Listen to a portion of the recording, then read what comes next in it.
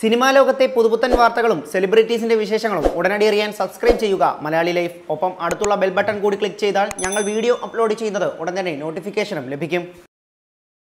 പുൽവാമ ഭീകരാക്രമണത്തിൽ കൊല്ലപ്പെട്ട ജവാൻ വസന്തകുമാറിന്റെ വീട്ടിൽ നടൻ മമ്മൂട്ടി സന്ദർശിച്ചു. ഇന്നലെ 12 മണിയോടെയായിരുന്നു മമ്മൂട്ടി ലക്കടിയിലെ വസന്തകുമാറിന്റെ വീട്ടിലെത്തി വസന്തകുമാറിന്റെ ബന്ധുമിത്രങ്ങളെ ആശ്വസിപ്പിക്കുകയും ഏറെ നേരം അവർക്കൊപ്പം ചിലവഴിക്കുകയും ചെയ്തത്. വസന്തകുമാറിന്റെ ശവകുടീരത്തിൽ റീത്ത് വെച്ചായിരുന്നു മമ്മൂട്ടിയുടെ മടക്കം. അപ്രതീക്ഷിതമായിട്ടാണ് മെഗാസ്റ്റാർ മമ്മൂട്ടി കൊല്ലപ്പെട്ട സൈനികൻ വസന്തകുമാറിന്റെ വസതിയിലെത്തിയത്.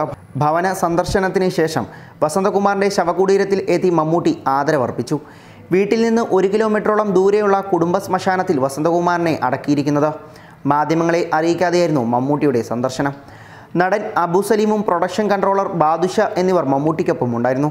വസന്തകുമാറിൻ്റെ ഭാര്യ ഷീനയെയും മക്കളെയും അമ്മ ശാന്തയെയും ആശ്വസിപ്പിച്ച് അല്പനേരം ഇവർക്കൊപ്പം ചെലവഴിച്ചാണ് മമ്മൂട്ടി മടങ്ങിയത്.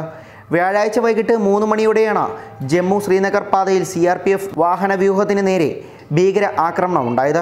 ലിക്കിടി കുന്നത്തിടവക വില്ലേജിൽ വാഴക്കണ്ടി വീട്ടിൽ വാസുദേവൻ ശാന്ത ദമ്പതികളുടെ മകനായ വസന്തകുമാർ 2001-ലാണ് CRPFിൽ ചേർന്നത്.